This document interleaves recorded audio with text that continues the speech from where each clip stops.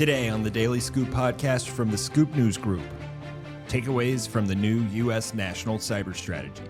Elastic's Mike Nichols joins the podcast to discuss that and much more. It's Tuesday, March 31st, 2026. Welcome to the Daily Scoop podcast, where you'll hear the latest news and trends facing government leaders. I'm the host of the Daily Scoop podcast, Billy Mitchell. Thanks so much for joining me. And now let's dive into the day's top headlines. Accenture Federal Services and Booz Allen Hamilton will take the lead on contracts to help the National Weather Service replace a legacy IT system and transition its weather data and resources to cloud-based technology. The two contracts announced last week are aimed at transferring the functions of the Advanced Weather Interactive Processing System to two new tools in a move the agency says will improve availability of that data to forecasters across the nation. Among the anticipated benefits, access to the systems away from home offices, and the ability for forecasters to provide remote backup. As it stands, the AWIPS is an on-premises system and deployed at roughly 170 sites across the country. But that structure has drawbacks, Ken Graham, director of the National Weather Service, told FedScoop via email, pointing to the fact that the current operational system is physically installed and tied to each NWS office separately, limiting the employees' ability to easily work alongside decision makers like local emergency operational centers. The two new cloud-based systems will change that, allowing forecasters to conduct their work, including creating and distributing forecasts and warnings without being tied to a specific location, Graham said. Now in other news, 3 years after launching a dashboard to provide agencies with a government-wide view of the federal cybersecurity workforce, the Office of Personnel Management has stopped using the tool for its own planning, a new report found.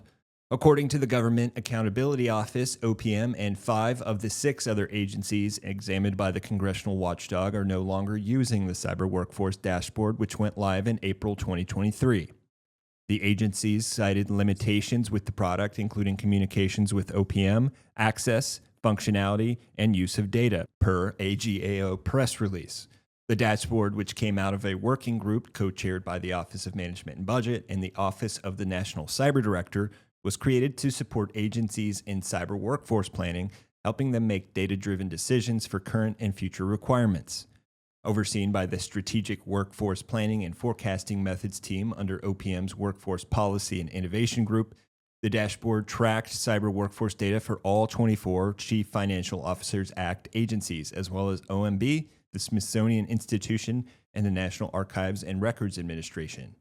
In conducting its audit from January 2025 to March 2026, the watchdog was told by OPM officials that the Human Capital Agency was not using the dashboard for its own cyber workforce planning purposes. The other agencies audited by the GAO were the Small Business Administration, the National Science Foundation, the General Services Administration, and the Departments of Justice, State, and Treasury. The GSA is the only one that still uses the tool. The reasons for the dashboard's waning use by agencies include limitations on communication, access, and functionality. For more news at the intersection of the federal government and technology, make sure to visit fedscoop.com. FedScoop recently produced the Elastic Public Sector Summit, which placed huge focus on the intersection of cybersecurity and AI in the government. The recently released National Cyber Strategy was an obvious jumping-off point for many of the conversations throughout the day, including one that I had on the sidelines of the summit with Mike Nichols, General Manager of Elastic Security. During our interview, Nichols recapped the highlights from the summit and his personal keynote, discussed the impact of the new cyber strategy, and highlighted the key policy pillars that federal agencies should be paying the most attention to. And now let's go to that interview with Mike Nichols. Hey, everybody, we're here at the Elastic Public Sector Summit today in Washington, D.C., and I'm with Mike Nichols, GM of Security Solutions at Elastic. Mike, thanks so much for joining me. I'm very excited to be here. Thank you. Well, I want to dive in first. We just got done with the conference. You had a keynote. It was dynamic. Golda gave you a lot of love. You had a sort of, she expected you to go up there and do some good stuff, and you delivered. So it was a good time. But let's recap a little bit. What have you learned from the summit today? What do you want to kind of distill from your keynote, the key takeaways? Well, I think, first of all, the summit had a phenomenal turnout. Lots of people showed up, which is always great to see, both in the government itself, but also in our partners that support the government. It's always good to see the interest and excitement in the cybersecurity space. I think probably what would be surprising to most people is that public sector is extremely lean forward. I think sometimes you think that they might be slower to new things, but they are. I mean, you can even say this. We'll talk in a bit about the new national cyber policy. They're very lean forward into questions about how do I implement AI properly? What does it mean from the adversary standpoint? And just asking a lot of good questions about really being proactive in some of the highest risk profile based environments. So you mentioned the cyber strategy. It's been one that we've been waiting for quite a bit, and would love to start from a broad perspective. We can kind of break it down later in the conversation. But, that came out a few weeks ago. It sort of outlines the administration's priorities for enhancing the nation's cyber posture. A lot of stuff asking agencies and other organizations to really kind of take on those adversarial threats. So what's your key takeaway when you look at it at a broad perspective? We've been waiting for it for a while. Does it deliver in a way that you were hoping it did? I think to me, what's the most encouraging piece is, again, back to being lean forward. Like the policy itself is basically weaving throughout about utilizing the advanced technologies around things like AI to help improve the defenses. And what I think that's critical is because, there's skepticism and there's excitement on both sides about this. But the reality is, if you look at it from a threat landscape perspective, the adversaries have jumped onto AI far faster and far stronger than we have across not just in public sector, but across all industries in defense. And this policy does a good job of stating that we really do need to ensure that it's no longer a question of if we should use it. It's a mandate that we have to use it. It's the only way to try to get back to parity with the adversaries that have already, accelerated with it. Yeah, so a lot of talk today about AI, ML, how that's injecting into the security space. And then diving deeper into that national cyber strategy, some of the key policy pillars that it lists out are shaping adversary behavior, promoting common sense regulation, modernizing and securing federal government networks, securing critical infrastructure, sustaining superiority in critical and emerging technologies, and then finally building that cyber talent and capacity. Which of it's a lot there, but which are the key ones that you think government agencies should really be focusing on?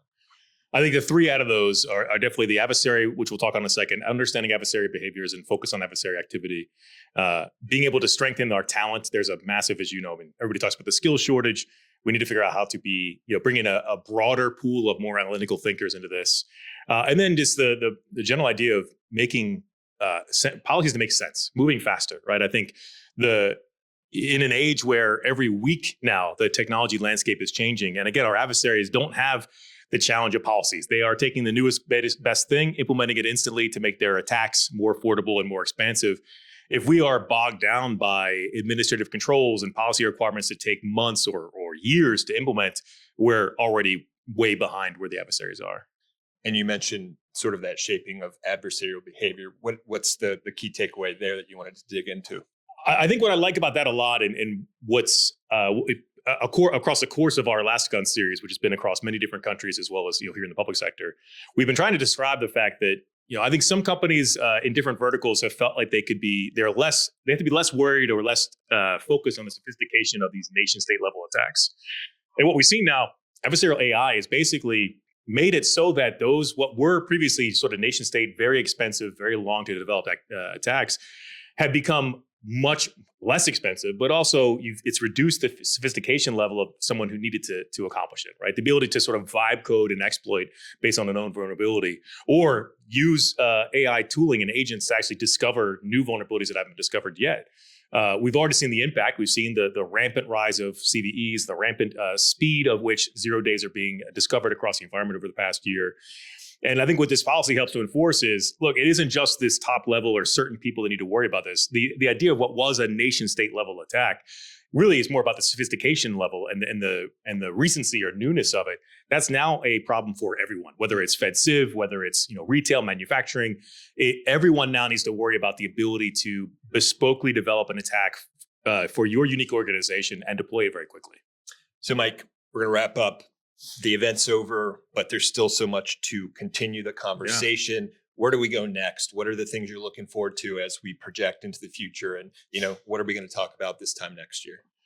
Well, I can't predict a year from now, and things are changing so quickly. But I will say what I'm excited about now, I think the new policy, the national cyber policy, really helps set up now a detailed conversation on the how, right? So it's good that we have an idea of what to do next, but now it's about how to implement the how. How can we actually take these practices and make it not something companies build in for the next 3 years from now? But I hope that our government organizations, but also every organization is implementing these things tomorrow, like as in this calendar year. Because as I mentioned, even over the past year, we're already so behind that if we just keep waiting and keep trudging through these policy changes or approvals to get there, we're going to be compromised. I said on stage earlier, if you're not using AI in the defensive side, it's a guarantee that you will be breached. It's just the nature of the beast now. A lot of work ahead, a lot to watch. Mike, thanks so much for your time. Yeah, thanks. I appreciate it. Thank you. For more news at the intersection of the federal government and technology, make sure to visit fedscoop.com. Thanks so much for tuning in to another episode of the Daily Scoop podcast, available on all podcast platforms. If you've already rated the podcast on your platform of choice, thanks so much. High ratings and good reviews of the show help more people to find it. The Daily Scoop podcast is a production of the Scoop News Group in Washington, D.C. Adam Butler and Carlin Fisher help put the show together, and the entire Scoop News Group team contributes. We'll be back tomorrow with more top headlines. Until then, I'm your host, as always, Billy Mitchell. Thanks so much for listening.